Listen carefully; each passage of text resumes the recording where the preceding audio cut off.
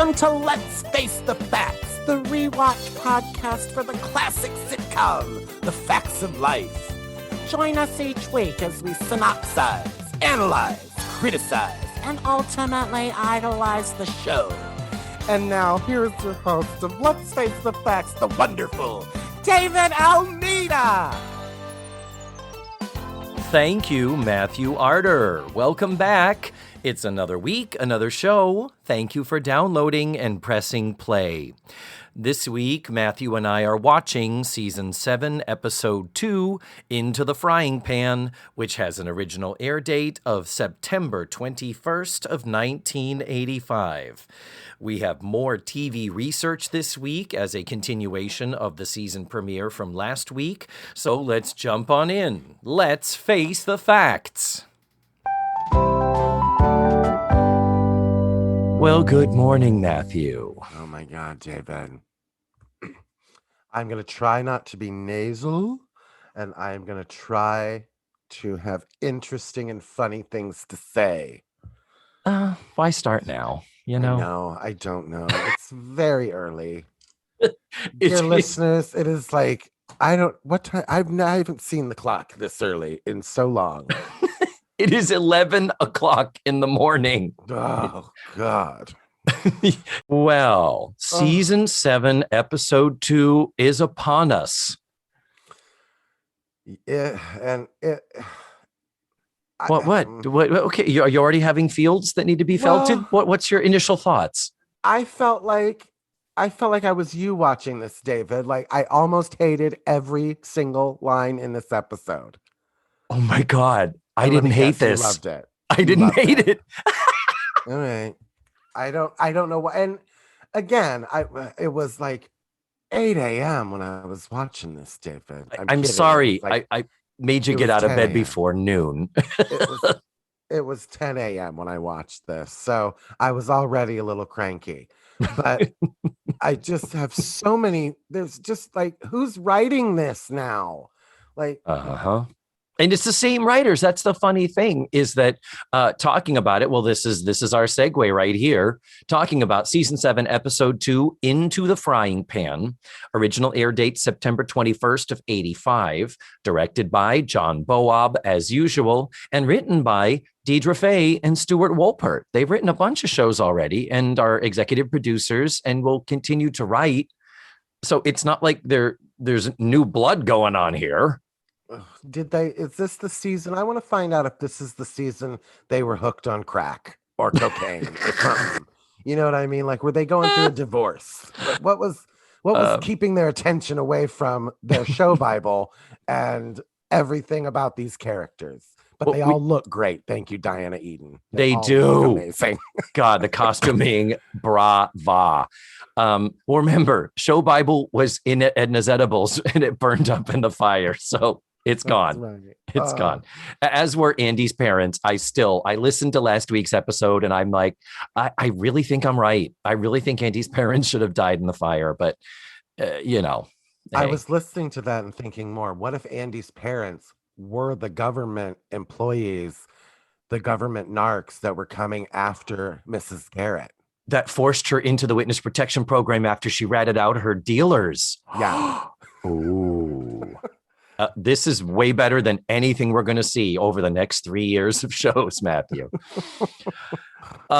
It's funny because as I'm going through my notes, I realized this is technically part 2 of the season premiere. They treat it like that because we do get a recap at the beginning of was there a recap in the Daily Motion? There was not. Oh, then that's one of the things that was eliminated for the syndicated version, is that there is a recap where they review what happened. And it says like in part 1. And I'm like, interesting, because it's not called Out of the Fire Part 1, Out of the Fire Part 2. These are 2 shows with 2 different titles. They were originally aired on 2 different weeks. But I mean, they are. I mean, with the titles does link them together, Out of the Fire, Into the Frying Pan. Mm-hmm. Marvelous play on words, ladies and gentlemen. Yeah. Which reminded me, I was watching Dear Apple the other day, and I was like, how did nobody mention that was, did you mention that was a play on Dear Abby? Oh, is that what that was? I have a feeling. Oh, well, that's pretty awful. I mean, is that no, yeah, we didn't hit that. When we were Yeah. talking Apple because it's an Apple. Apple is a brand of computer, which it was not that she was working on. Right. But yeah. Oh. Anyway, since this is part 2 of the season premiere, I have all my TV research that I did.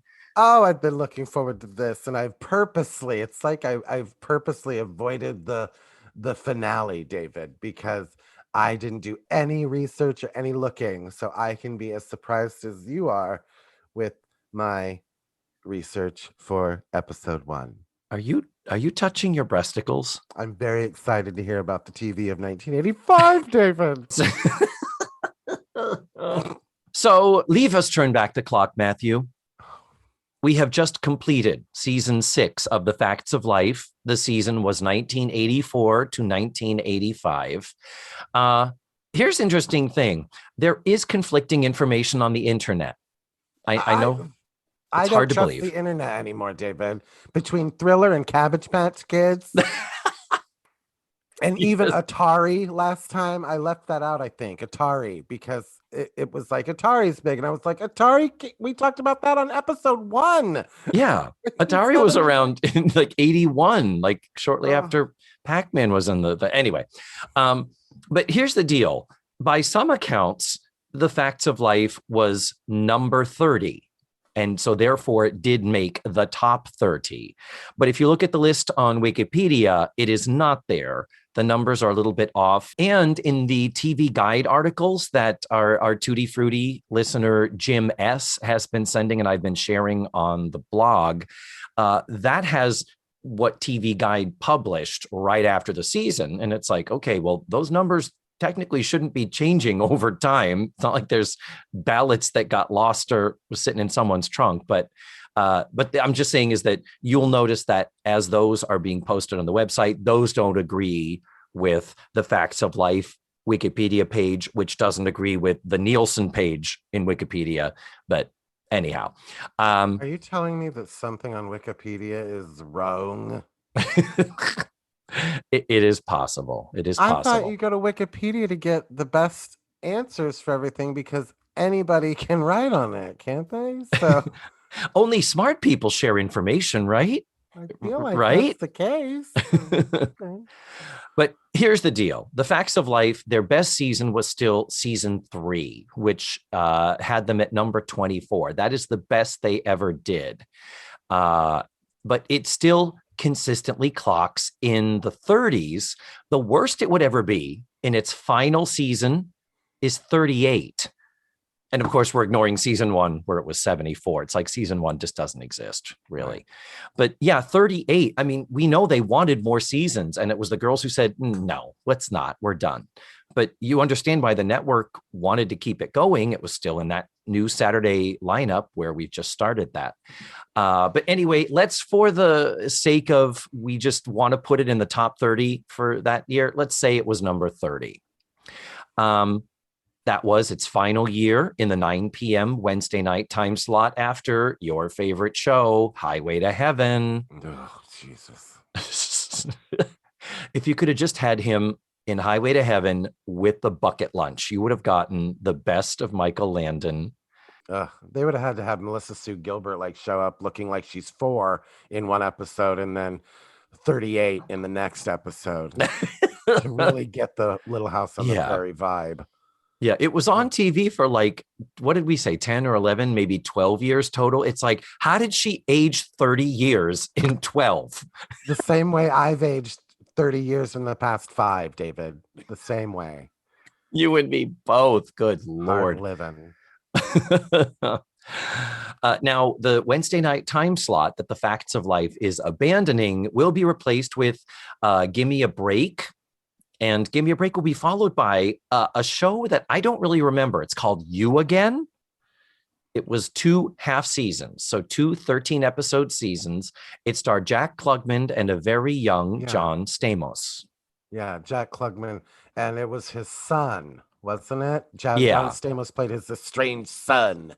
And it was basically what that fucking Tom Hanks and Jackie Gleason movie. Nothing in Common.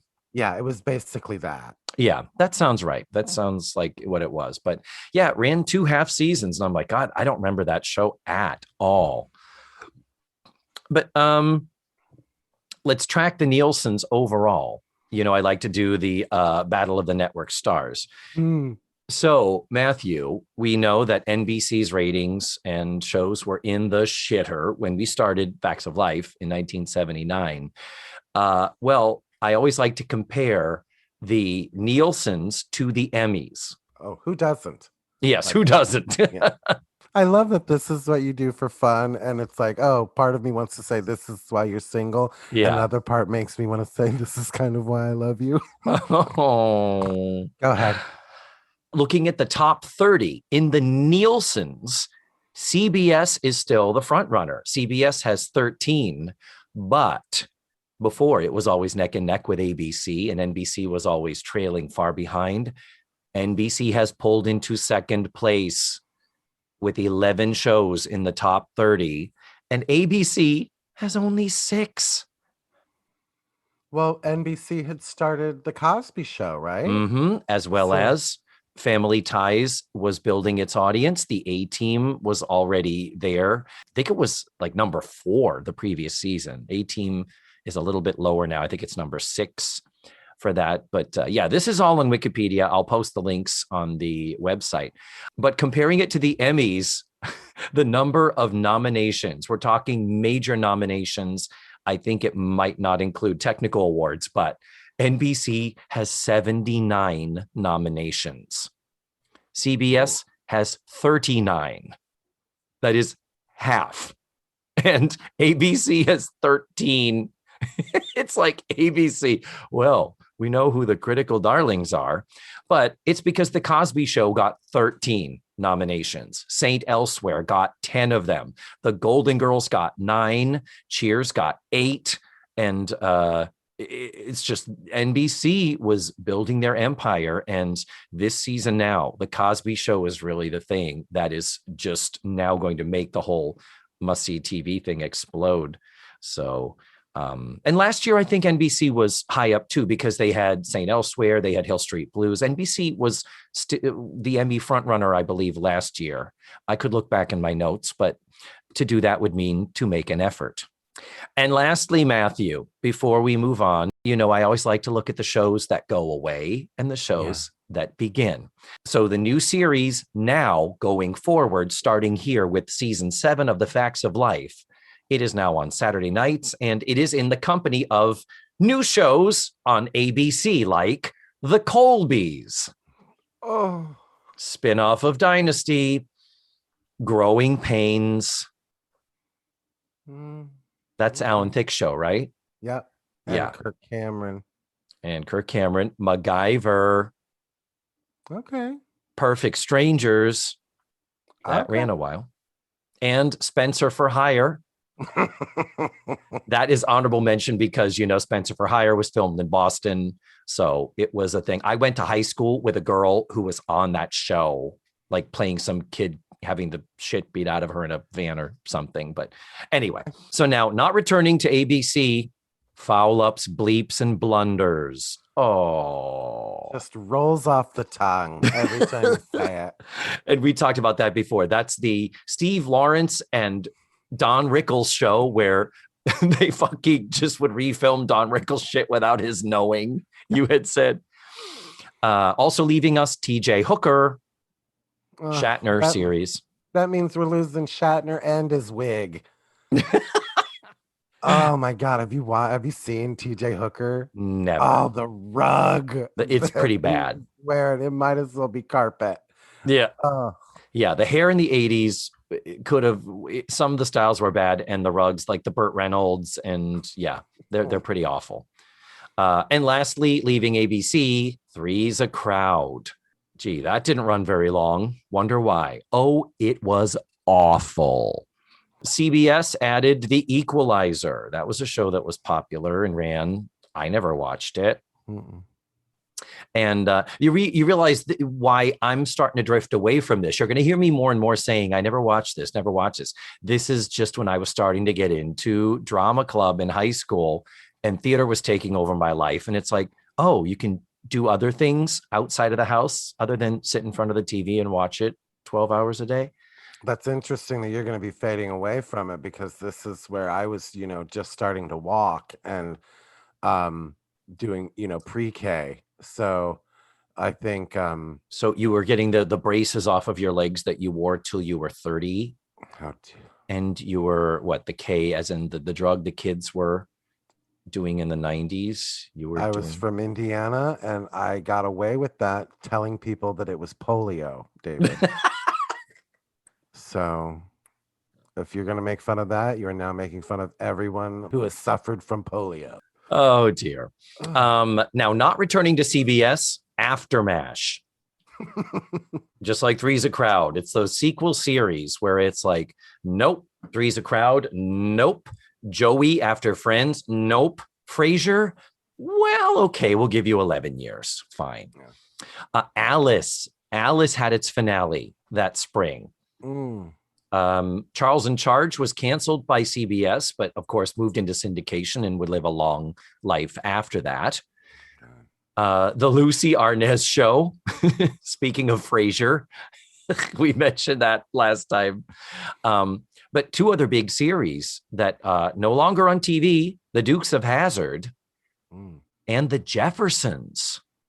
Oh, did you realize? I didn't. There's a part of me that was like, oh, it didn't realize it ran that long. And then there's another part of me that's like, oh, it ended in 85. Mm-hmm. So, that's late. Because I mean, when you think of, they first appeared on All in the Family in 71? Oh my God. Yeah. It's like, it's crazy to think how long those characters existed. Similar to Frasier on Cheers, where it's like, that's a 20-year span. He did 9 years on Cheers and then 11 on Frasier, which is fucking sane. And now on to our beloved NBC. New series, 227. No place like home. With your family around you, you're never alone. Oh, I love 227. I did too. I loved it. Unwatchable now, but it is. Yep. Beginning career of a young Regina King, future Academy Award winner. Mm-hmm. And director. She was nominated for is it called One Night in Miami? Sure. Yeah. She directed that movie that was up for Best Picture. And actually, some people thought it was the favorite to win, but instead the Frances McDormand depressing living on the road. What's it called? Nomadland. Yeah. Lovely movie. Lovely movie. I really enjoyed it. I appreciate it. I never need to sit through it again. Never. And Frances, we get it. But run a fucking brush through your hair. Have some respect for the fucking ceremony. Like, I'm all for fuck the establishment. I'm all for that. But if you don't show up, if you're that annoyed that you have to be there to fucking be handed your fucking Academy Award. If you're that annoyed, don't show up. If you can't be bothered, if you think it's stupid, don't fucking show up. But if you are going to show up, put some fucking effort in. Throw some goddamn lip color on. You're at the goddamn Oscars. Get out of that potato sack and run a fucking brush through your hair, Frances. Frances. This has been Red Carpet Corner with Matthew Arder. Yeah, didn't she win a Tony a few years ago and she was wearing like a denim jean jacket? And like she just got off the fucking subway. she's on the subway going on the L train going, oh fuck, I gotta go to the Tonys tonight where I'm gonna win. Oh, God bless her. I'm with you. I totally get it. It's like that. No, why should she have to? Why is that a demanded and required, particularly of women, versus men can just put on a suit from their closet and look perfectly fine. But yeah, you're kind of like, then put on a suit. I'm not asking her to put on a fucking ball gown. I'm just asking her to put a fucking brush through her hair. I was going to say there is probably some mid-level, some mid-range where you could go to, Burdines or Macy's and say, yeah, could I get $100 dress? And Remember when it went fucking crazy that Sharon Stone wore a Gap sweater to the Oscars? Remember oh my that? God, that's They're like, right. who are you wearing? And she's like, got it at Gap. Mm-hmm. And she Yeah. still looked like she could be outside of her house. Francis. Anyway, so what were we talking about? We were talking about shows that are new. 227. We were talking about 227. Where do we get Frances McDormand? Oh, the Oscars. Oh, Regina King. Okay, back to 227. I'm sorry. I love it. You Again, that's that new show we were talking about with the wonderful Jack Klugman and John Stamos, and a little show called The Golden Girls. Yeah. And then not returning from NBC from the 1984-85 season, Different Strokes, because it is moving to ABC. NBC did cancel it, but ABC took it over for one season, and it is very different when you look at those later Different Strokes. Wow. ABC was like, this is why you canceled that. Okay. Partners in Crime not coming back. Oh, the wonderful Linda Carter and Lonnie Anderson. Also not returning from NBC from the 84-85 season, V.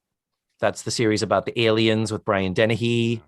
And Double Trouble, a show we have referenced many times that I have literally never watched. I just think it's the best fucking title for a show. All right.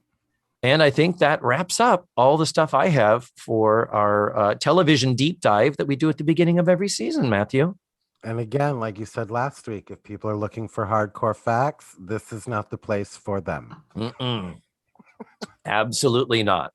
No, we will give you the links to Wikipedia. That's where you find the facts of life. Come on. Come on. Come on. So, Matthew, I guess as the regular co-host of this show now, it is now falling upon you to every week give the 1 to 2 sentence synopsis, as one might see in TV Guide by the look on your face. You did not prepare for this, which is why I'm thrilled to say, Matthew, synopsize. Go!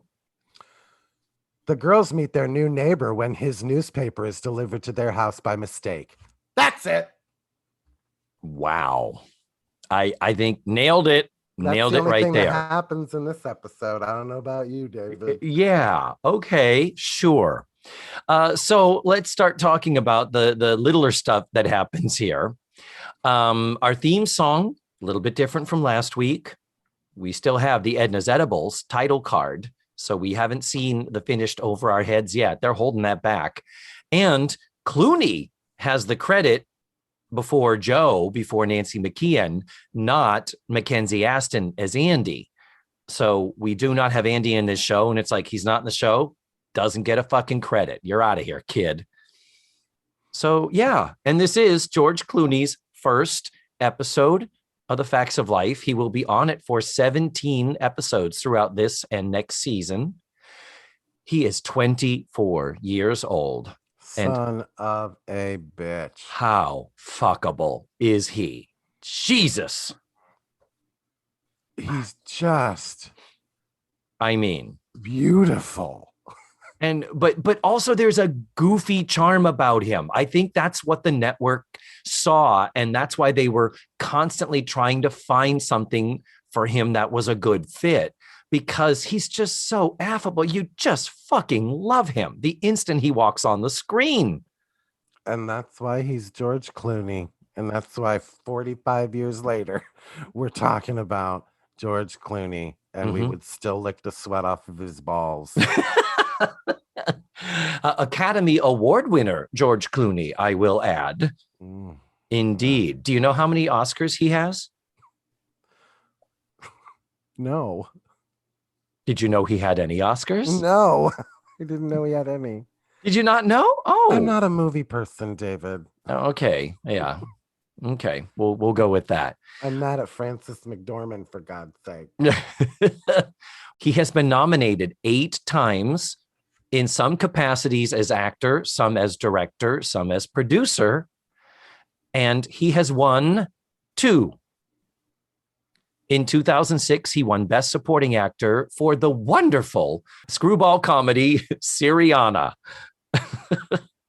But the probably bigger, higher profile film that he won as a producer was in 2013, Argo. Okay. That's the one that Ben Affleck directed, and I think he co-adapted the screenplay. So Ben Affleck got a lot of attention for it because it was wasn't his directorial debut, but it was impressive. And he was nominated, but he didn't win Best Director. But then Argo went on and won Best Picture. So as one of the producers, Ben Affleck and Clooney, they go home with Oscars when you win Best Picture. The producers win those. So are we ready to get into scene by scene, line by line, punctuation by punctuation, Matthew? Yeah. Yes, please. Okay. Well, the very beginning of the episode, the shot is of the walls. We pan across these walls down the stairway, and we start to see the upper balcony. We explore the new set that is the new living room in which they live. There are two different tones of cream on the crown molding and on the wood and the inlaid wood inset. The banister is still wood, but the spokes, or what are they called, along the stairway, those are all cream colored now. There's a green wall leading off to Mrs. Garrett's bedroom. The main color is this bluish lavender, and some other walls have wallpaper details. The big deal is that it's not all wood and brick on the fireplace. That was kind of the dominant color theme that we had before. Now it is all about the 80s soft, bright colors that dominated. Honestly, I love it. It's of its time, but I really do kind of like it. So they're all assessing the new look. All the girls in Mrs. Garrett are there. They're talking about the new look and what they love. And finally, when we pull down and give a full establishing shot of all of them standing in the room, ain't no goddamn furniture. No, a perfectly finished house with no furniture. With no furniture, no talk of where they're sleeping or if the bedroom has been part of this renovation.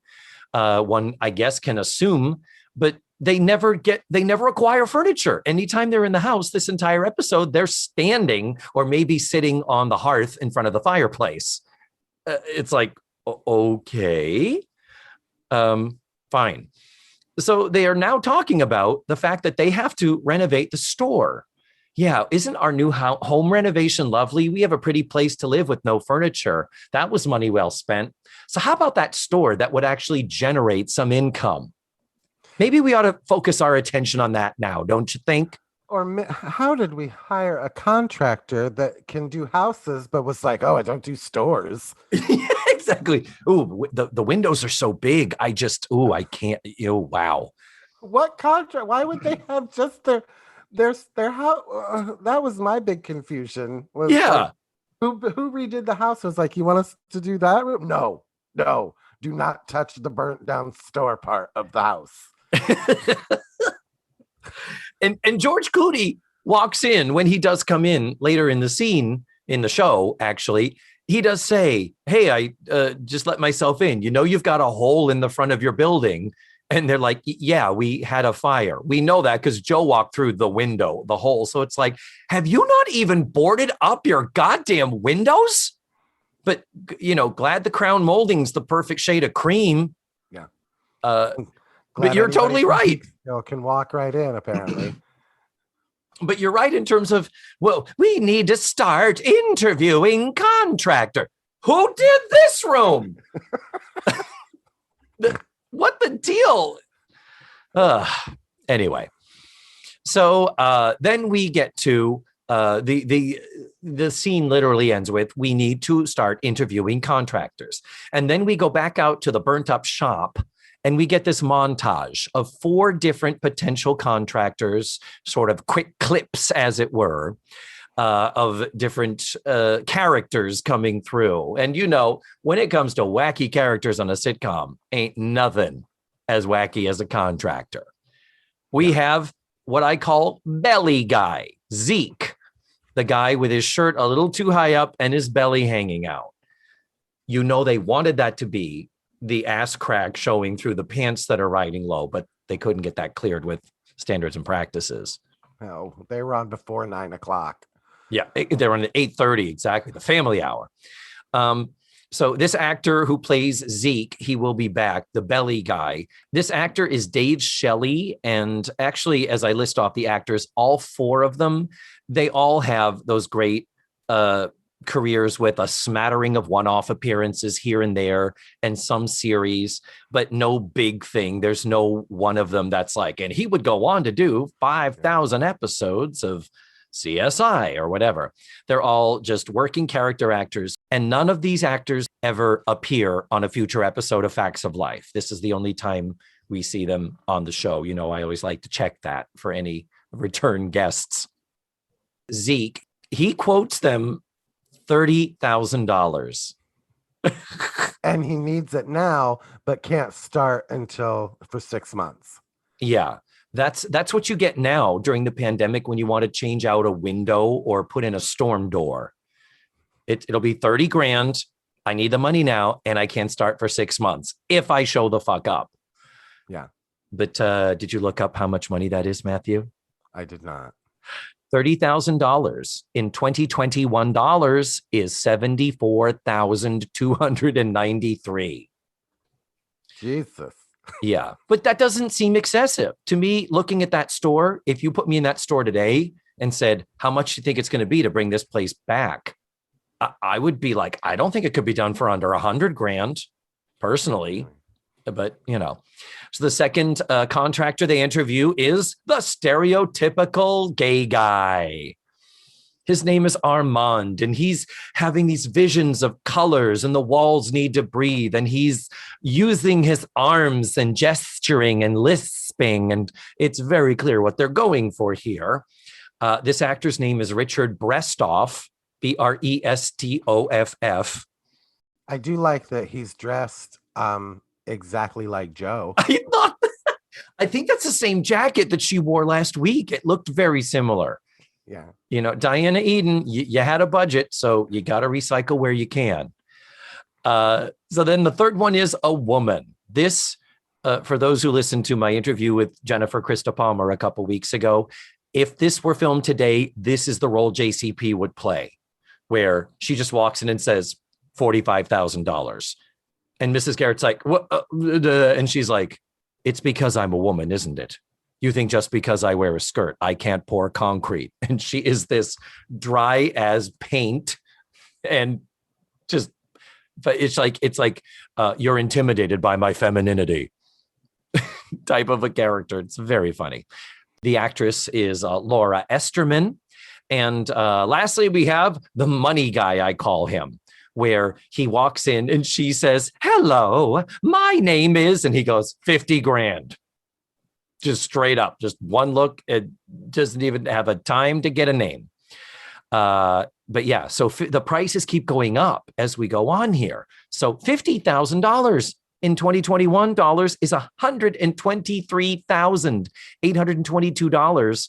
And I don't doubt that a renovation like that could cost that. These are not outrageous other than in sitcom land. That's a high number and we don't have a lot of money. I only have a millionaire living under my roof who could write a fucking check. But okay, we're not going to go there. We talked about that last week. Blair. I have a question about contractors, David, and I've never dealt with one. Okay, go right ahead. They're all giving her an estimate, having seen no plans. Wouldn't a contractor be like, what do you want this to look like? Before they give an estimate? And they don't even really know what the store is going to be yet. I mean, they know. So I have questions about how the contractors came up with these plans when they didn't even know what they were going to build. You're totally right. In terms of, it's one thing to be like, I want to add a bedroom to my house. Well, a bedroom, you know, is going to be walls, has to have a closet, has to have a window. That's code. And, you know, you need to extend the roof to be over the new wing of the house. There's pretty basic understandings there, but you're totally right. It has to be, okay, so this was Edna's Edibles before. Do you want all the wood there, or are we just going to do drywall? Because probably the drywall is going to be cheaper. I'm with you there. There's So that was my first issue with this writing. No, you're totally right. So we come out of this montage back to the house where they're standing around because they can't sit, and apparently can't even get a card table and some folding chairs. Where do they eat? Did the kitchen get renovated? Is the kitchen up and running? Oh, wait till you see the kitchen, David. Wait till you see the kitchen. Do they still have a kitchen? It's not a bakery anymore. We don't need a bakery because there's a bakery painted on the backdrop behind the store. We still see that fugly backdrop from last week that we were dissing. But anyway, so as they're looking around and trying to figure out who they want to use their contractor, in comes this guy named George Burnett, played by an actor named George Clooney, whom we have previously drooled about. And God, he just gets better with age. And such a good actor. And maybe that's what the problem was. Maybe it's because he was so goofy and likable. And they're like, oh, got to get this guy in a sitcom. He's great.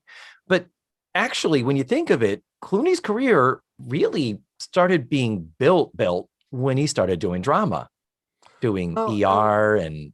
Yeah, and I can speak to this, David, because I can tell you how difficult it is in comedy when you are just drop dead gorgeous. You know, you need to.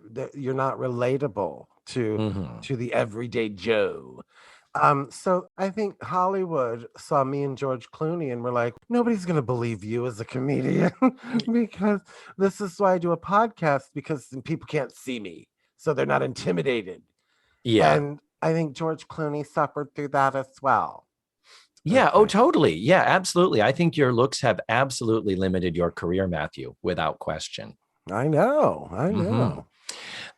So the reason for his arrival and walking through the front of the store, I mean, you could knock on the back door, which is the front door of this what the fuck is it house that we've discussed so many times starting in season 5. His paper was accidentally delivered there. And they're like, your paper? And he's like, yeah, a lot of postage, strange lettering. And they go over to the paper and we have a show Bible moment, Matthew. Oh. They go over and pick up this rolled up paper that has a lot of stamps on it. And in their pile of mail, Tootie looks at it and she says, oh, 918 High Street. And he goes, yeah, I'm 819. Easy mistake. So Edna's Edibles is 918 High Street. In fact, in season 5, episode 22, All by Herself, you will recall that character actor Ernie Sabella brought in a big, beautiful male statue. And he goes, is this 320 Main Street? And they say, yeah. And he says, good, that's all I need to know. And he brings in the statue because Jerry had ordered it. It was the final Cousin Jerry episode, you might recall. So we have previously established that Edna's Edibles is 320 Main Street. I thought you were going to make a joke about Edna's Edibles being on High Street. Oh, fuck me. How did I forget that? All signs are pointing to the fact that Edna Garrett was the Northeastern drug queenpin. Yeah. Lived on High Street, ran a shop called Edna's Edibles. This cements the fact that, thank you. I appreciate this proves everything that I have said. Thank you. Yeah, anyway. And this whole thing of, we can't afford this contractor for when I torch the place again and try to skip town like I unsuccessfully tried to do.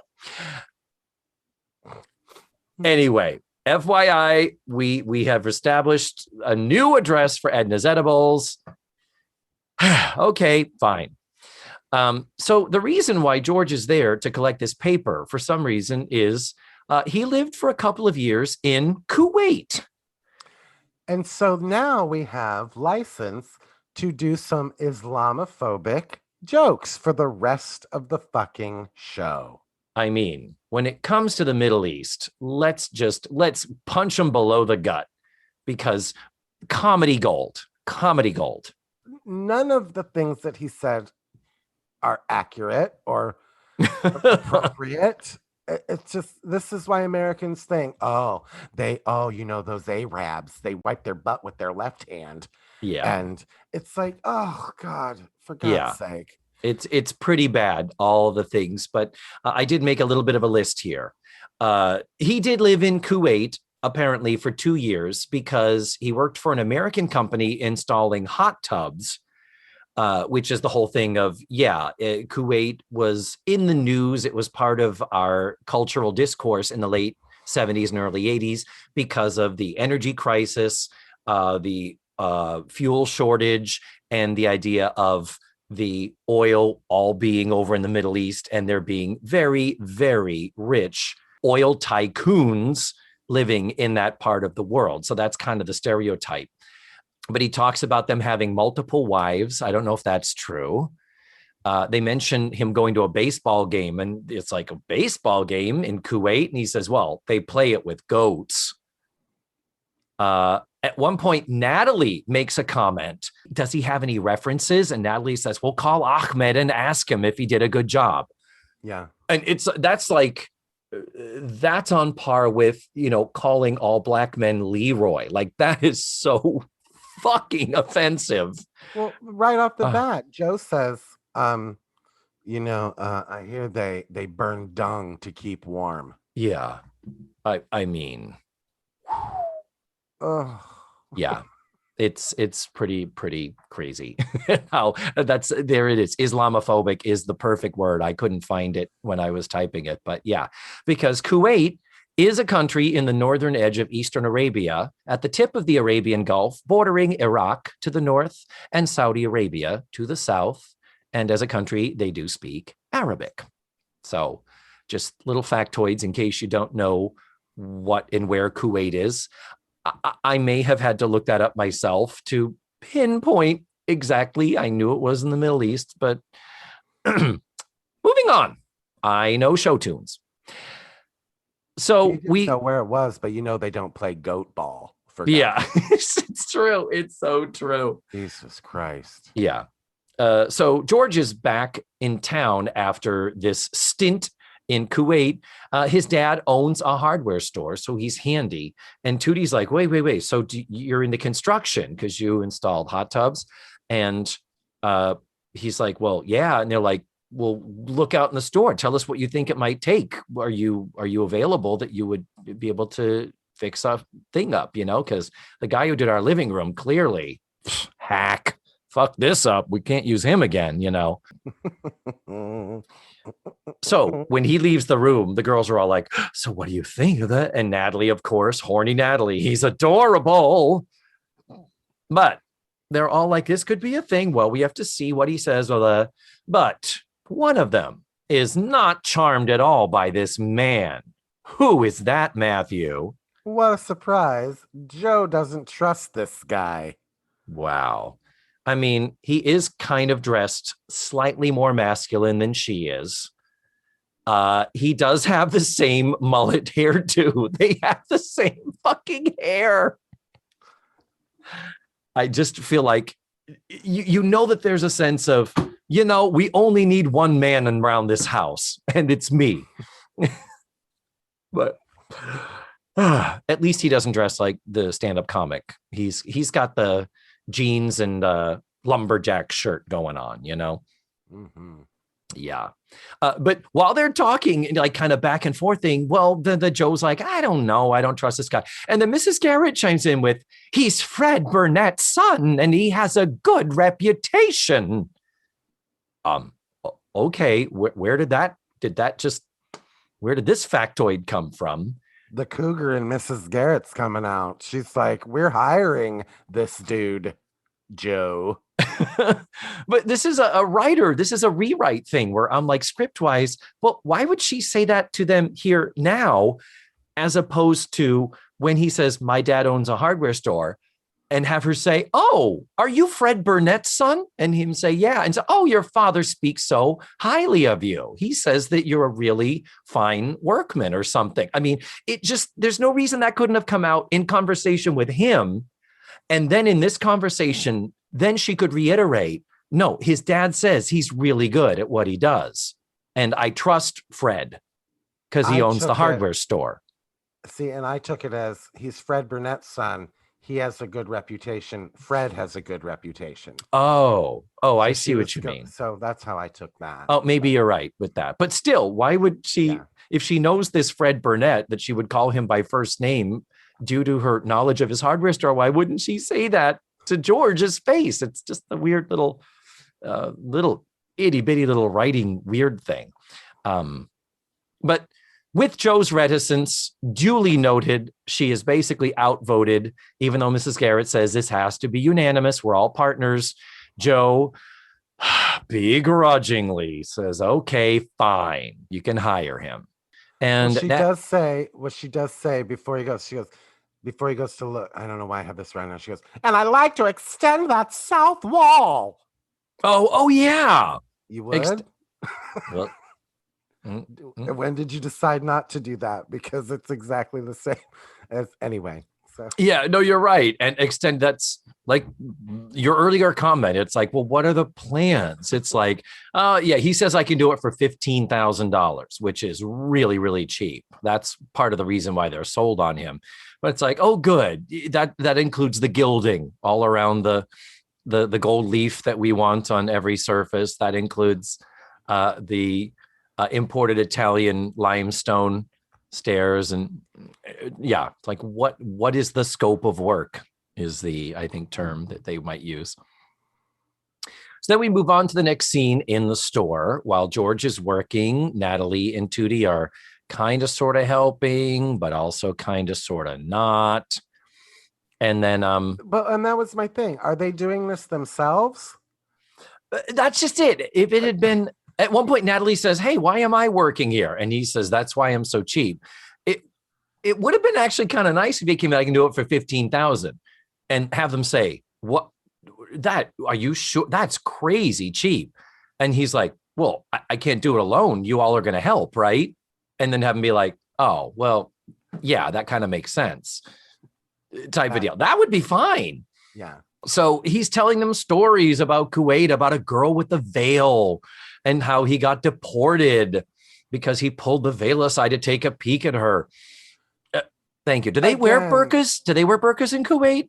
Even if they don't in Kuwait, it's like, oh, I had to see what that nun's hair looked like, so I ripped her habit off. People would have been outraged if he'd said that. Traditional Kuwaiti women, when running errands, are normally seen wearing their traditional costumes, black abayas, with their whole body covered from head to toe. Some Kuwaiti women also prefer to cover their face and hands too. And he talks like he only saw the eyes of this girl, but knew that there was some connection. And he saw her at the market every day for 2 years. Come on. I think you're bullshitting us, George. Just saying. But then later, in a weird moment, when Mrs. Garrett does come in and is kind of like, oh, why isn't this more done? And how are we going? At one point, she leans into him and they're like leaning on the counter. Their faces are inches apart, where she says, was she worth it? And Tootie is right between them, doing that weird thing I've pointed out where she's upstage of them, looking through them, kind of sort of to the camera, but why the fuck are you there if you're not looking at the people? Even though blocking wise, you get why you don't want the head bobbing back and forth like a fucking tennis match. It was just weird and uncomfortably intimate between George and Mrs. Garrett. It's like, oh, is she trying to fuck him too? Jeez. Yeah. I mean, she's single. She's not engaged anymore, apparently. I don't know. Maybe we had an Auntie Mame situation where Ted fell off the ski slope like Beauregard, Jackson, Pickett, Burnside. Maybe. But no sooner does Mrs. Garrett leave the room, the girls convince him to go to a ball game with them at Langley, and he does. So Mrs. Garrett comes back to an empty room. And then we come back to a different later time where they're working apparently late into the night. They're annoying Joe because Tootie won't put the fucking power drill down. I would have slapped her. She's enamored, like, again, Tootie's enamored by a drill. Yeah. She's looking at it like, what is this crazy object that I've just been handed? You've never seen it. You've never touched a drill before. Really? And that shit is loud, holding it that close to your face. There's no. The volume would completely obliterate the fascination, I believe. Joe is trying to study, but the noise is preventing her from concentrating. Mrs. Garrett comes out in her nightgown where she's like, you fuckers woke me up. Why are you working so late? Mm-hmm. I'm paraphrasing. Comes down in her nightgown. Well, oh my goodness, George Clooney is here. Here I am in my nightgown. Oh heavens! Oh, just one zip, and I could accidentally be naked. And yes, I always sleep with a full face of makeup and lipstick. Fuck you. Oh, it made me laugh. Like it is thinking that she's like, is that George? Where's my sexiest nightgown? Sexiest flannel. Yeah, no, you're totally right. But doesn't her hair look fantastic? Do you see what I was talking about? Yeah. How it's the shorter length, but they still can arrange it to look like her updo, and it actually looks better than with the balloon knot. Which she was hoping to show George Clooney.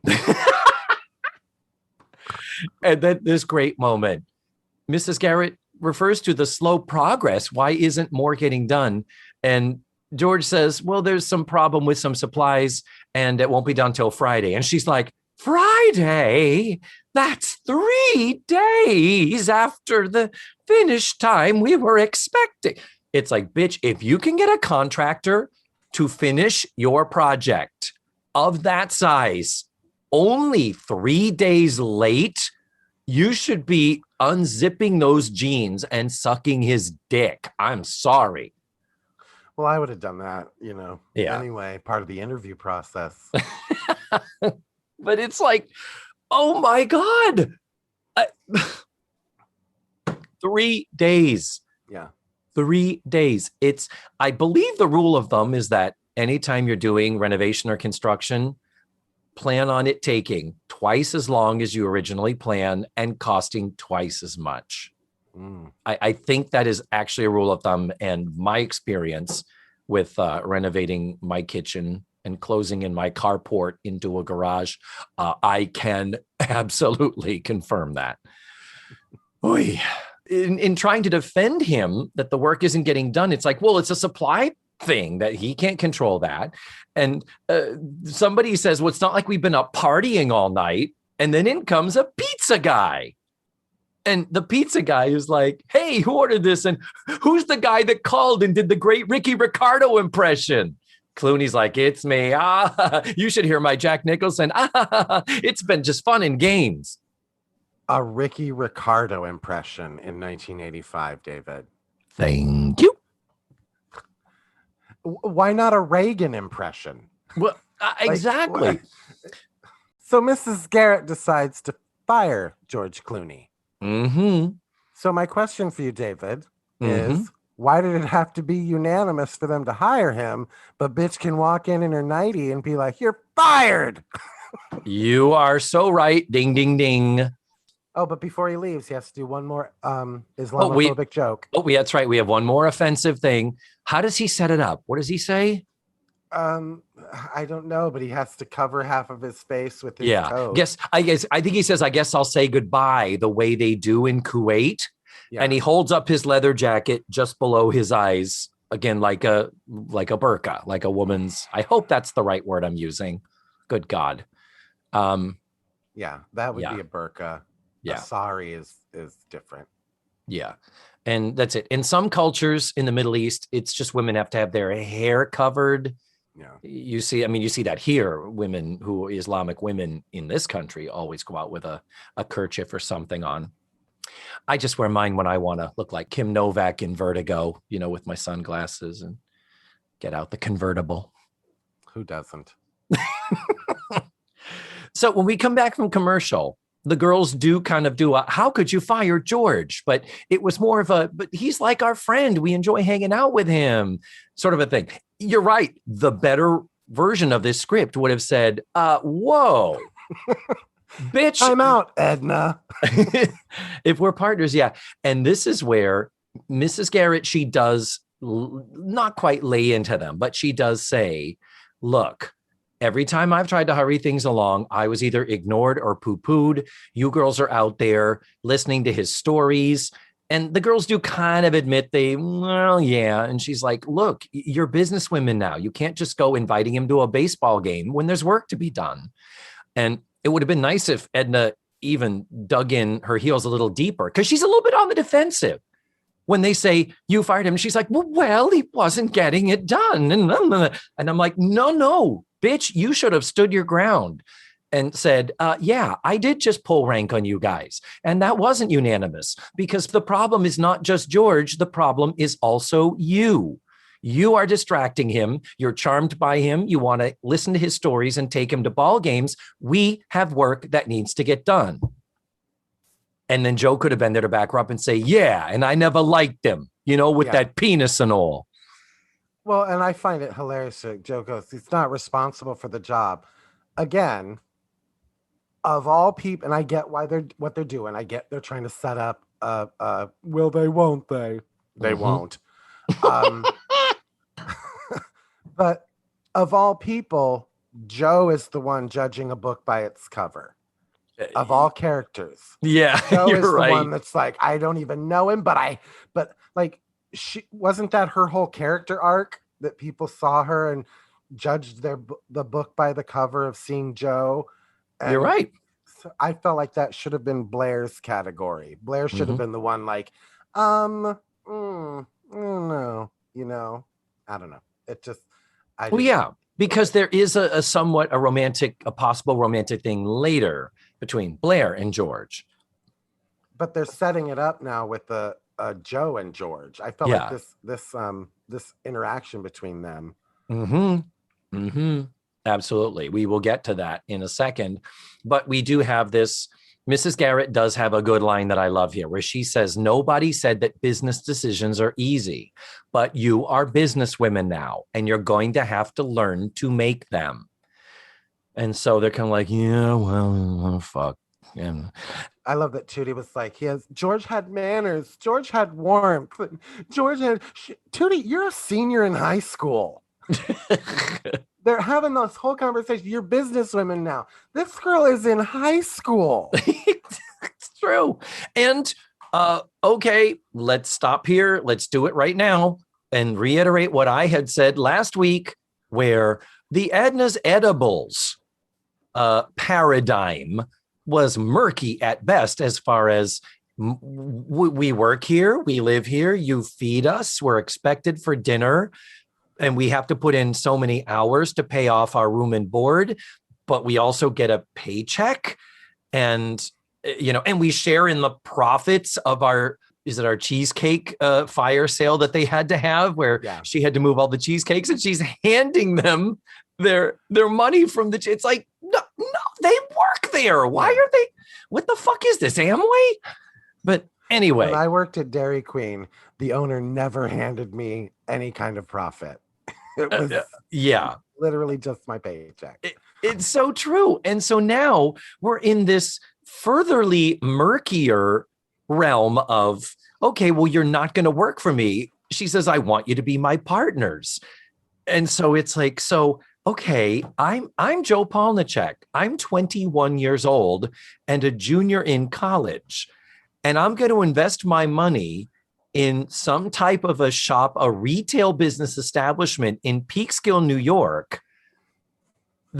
I'm going to keep the idea that girls of this age, the likelihood that they are going to stay in the same town where they go to high school, which is a boarding school away from the place where they actually are raised and grow up. It's like the likelihood of that is so small, though we know Blair does stick around. I just love that in 1985, we accepted it. You're like, sure. Okay. Did we? Well, I did, but then I was I still. remember thinking it was weird. I remember even back then thinking it's weird. This scene of The Girls and Mrs. Garrett ends with somebody saying, well, who do we get to replace George? Cut to Zeke, the belly guy, working in the store. And he's got, I think, a couple of workers, also extras in the background helping out. And it's like, okay. And I do want to pause and say, I think the set designer, for how awful that painted backdrop is, I think that the progression of the work, like going from burnt to a crisp to in process with George and now here getting close to done, I think they do a really good job. Wasn't Zeke the one who said that he couldn't start for 6 months? Yeah, I believe he did, Matthew. But, of course, they had extra money to throw at him. Yeah. Because, the money was such a problem, and Blair's like, well, I would go to my pile of money, but I came here by train last week and I don't know when the trains run. If I had driven my car, I could drive to the bank and get my money, but I really can't. Now, they are still working on the name of the store. This does come up earlier, and they're trying to come up with the name of the store. I love Natalie's. She says, let's call it Cheap Thrills. I think that's fun. I love the name of that. I think that would have been a great name, actually. I wasn't mad at that as much as I was mad at Underground Punk Junk and Erogenous Zone. The Erogenous Zone? Seriously? Yeah. And great Natalie timing where she says, let's just free associate and just say words. First word comes to you and someone goes up, then down, under, marry, death. And Natalie goes, the death store. Why didn't I think of that? And just walks away. Ha ha. Now, while the work is being done, Mrs. Garrett comes in. Another show Bible moment, Matthew. Oh. She finds her burnt Edna's edible sign. And she says, look what I found. I had it in my window for years. Well, I mean, technically, 2 years, which is plural, but you're acting like you had the shop for 20. Like this was oh my God, I found this sign. You only had it for 2 years, honey. In the scope of your life, Edna's Edibles is just a tiny blip. You probably were in the Peace Corps longer than you were at Edna's Edibles. Mrs. Garrett does also start alluding to the fact that she maybe does have some regrets about firing George, and maybe she should have given him another chance. And Joe was like, no, you weren't wrong to fire him because we got Zeke. Hey, Zeke's here. What can we do for you? What do you need? And that's where Zeke says, I need $1,000 or I can't finish this. And they're like, whoa, we can't come up with $1,000. And it's Tootie that suggests Natalie give up her plane ticket because remember, Tootie is the one acting like Natalie is slapping her in the face and shitting in her mouth. Was that disgust or was that some? No, I like it. I wanted to see where it was going. I was willing to follow that train. Yeah. And continuing harping on guilting Natalie over a 3-month fucking trip to Europe, which she is paying for with her own goddamn money that she herself earned. It's like, Tootie, Jesus. But Natalie acquiesces. She gives up her plane ticket. So the whole story about Natalie not going to college because she's going to travel the world, she's going to give that up to run a fucking Spencer Gifts in Peekskill. Yeah, exactly. It's like, what? Really? But the thing is, she does say it's just a postponement. She says it's a day. But then we go to let's further complicate whatever this business model is, where Mrs. Garrett says, okay, I will take your plane ticket money, Natalie, but it comes out of my share of the profits.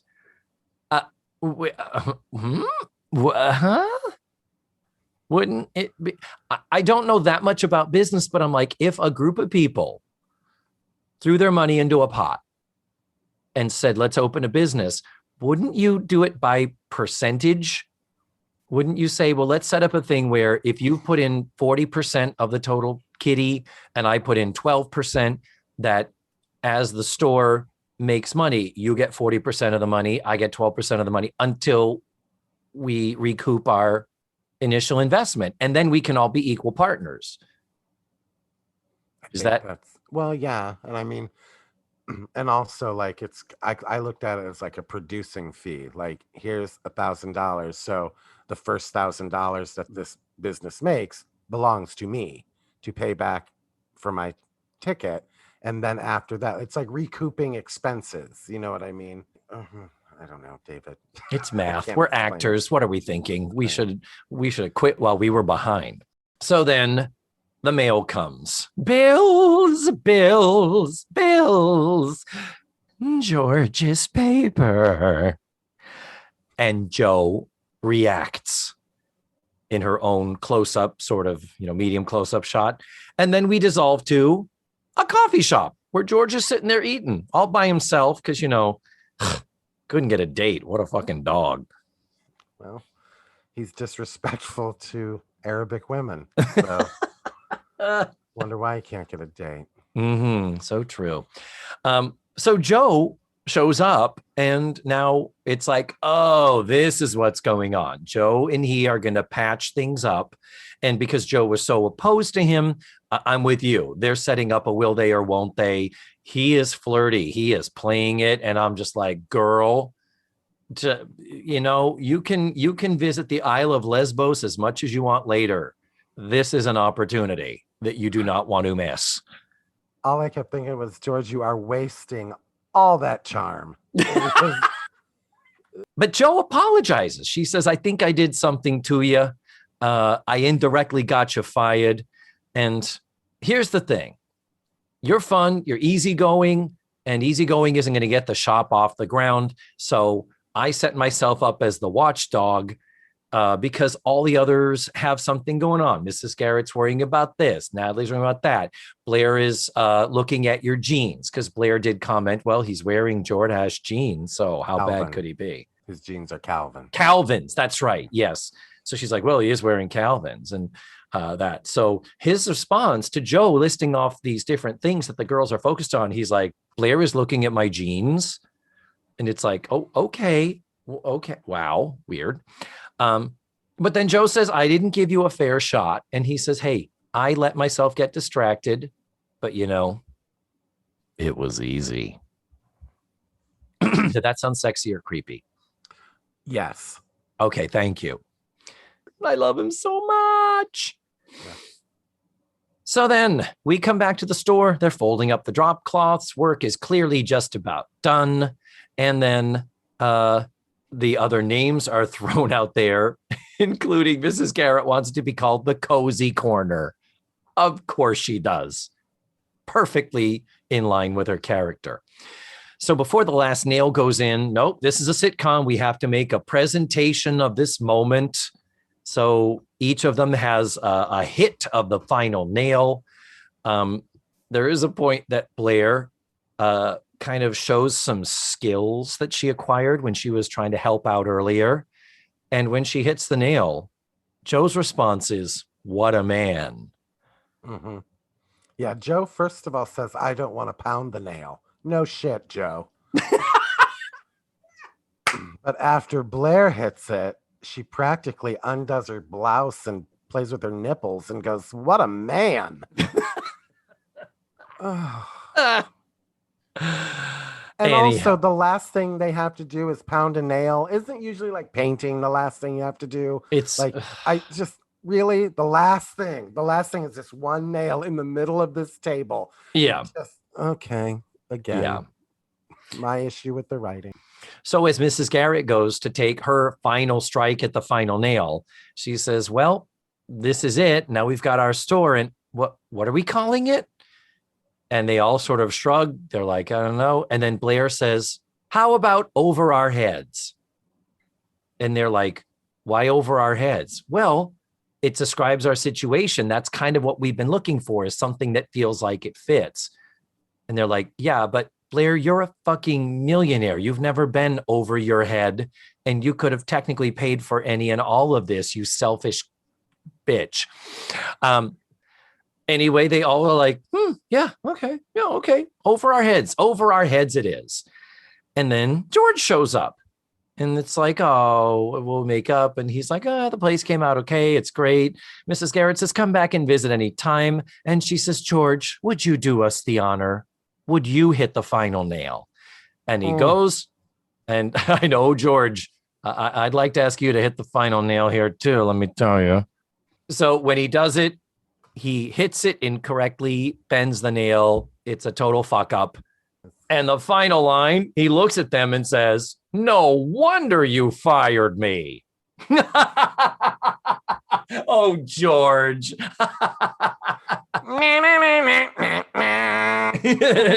Roll credits.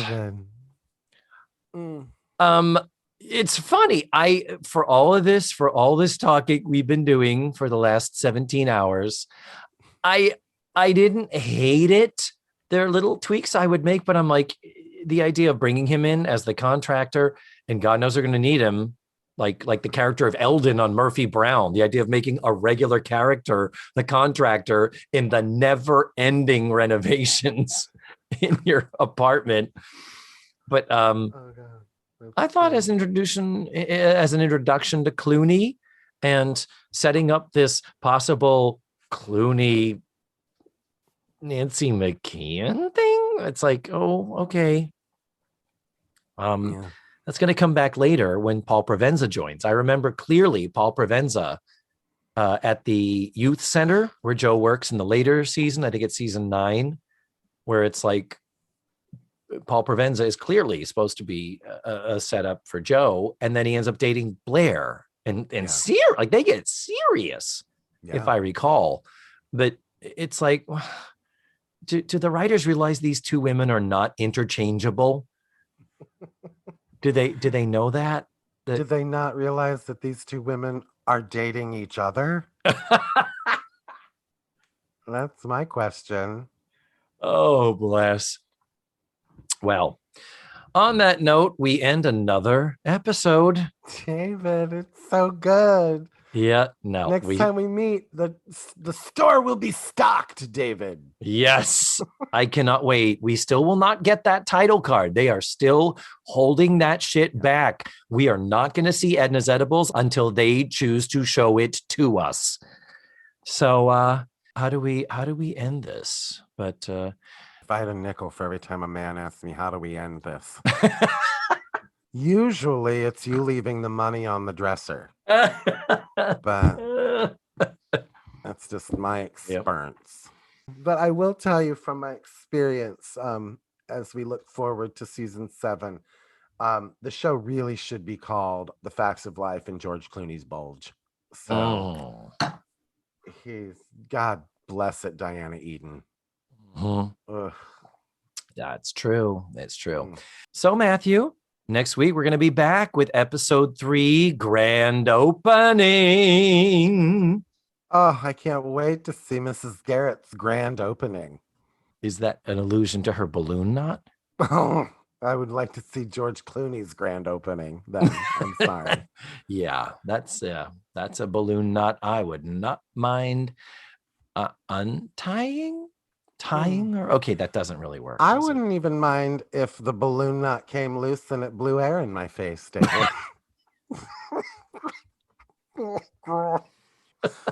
Oh.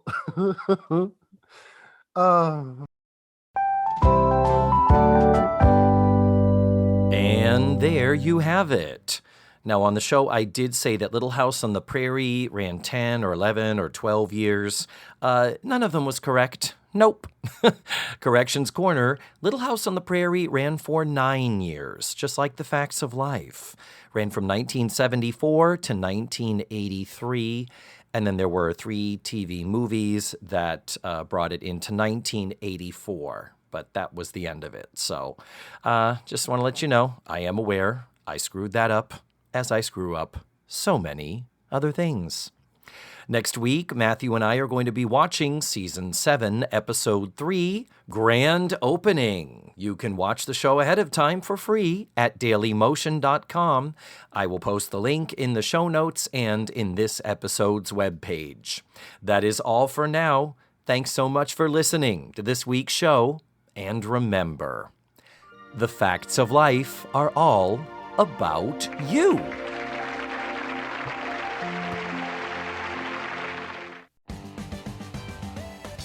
Let's Face the Facts was created, produced, written, hosted, and edited by the wonderful David Almeida. Our theme song was beautifully arranged and recorded by Ned Wilkinson. Please visit FaceTheFactsPod.com for supplemental photos and videos, audio extras, links to social media, and ways that you can support the show. And don't forget to subscribe, rate, and review. This is Matthew Arder saying tune in again next week for another thrilling episode of Let's Face the Facts.